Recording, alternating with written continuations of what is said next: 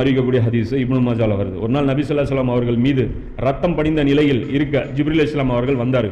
இது பல வாட்டி நபி ஸல்லல்லாஹு அலைஹி வஸல்லம் மக்காலே தாக்கப்பட்டிருக்காங்க. இந்த அபு தாலிப் வந்து அடைக்கலம் கொடுத்திருந்தாலும் நிறைய தாக்குதல் சம்பவங்கள் நடந்திருக்கு.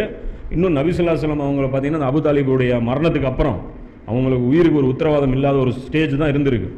அப்போ அந்த மாதிரி ஒரு ஸ்டேஜ் நமக்கு தெரிஞ்சதெல்லாம் தாயிஃபில் தான் நபி ஸல்லல்லாஹு அலைஹி வஸல்லம் தாக்கப்பட்டாங்க, மக்கால வந்து அபயம் பெற்று நிம்மதியாக வாழ்ந்தாங்க அப்படின்னு நம்ம நினச்சிட்டு இருக்கோம். இப்போ இந்த முன்னாடி சொன்ன அந்த 2 சம்பவமும் காபத்துள்ளால் தான் நடக்குது. இந்த துணியை போட்டு இருக்குனது அபூபக்கர் வந்து காப்பாற்றின விஷயம். ஒரு சம்பவத்தில் வந்து ஃபாத்திமா ரலியல்லாஹு வந்து அந்த ஒட்டக குடல் போடும்போது கூட ஃபாத்திமா ரலியல்லாஹு வந்து காப்பாற்றுறாங்க.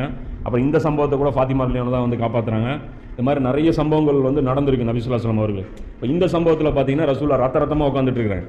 நபி அவர்கள் மிகுந்த கவலையில் இருந்தார்கள். மக்காவாசிகள் அடித்து இருந்தார்கள். அந்த நேரத்தில் ஜிப்ரீல் அலைஹிஸ்ஸலாம் வந்து சலாம் கூறினார் ரசூலுல்லாஹ்ட்ட வந்து, என்ன ஆனது என்று கேட்க, என்னை தாக்கிவிட்டார்கள் என நபி ஸல்லல்லாஹு அலைஹி வஸல்லம் அவர்கள்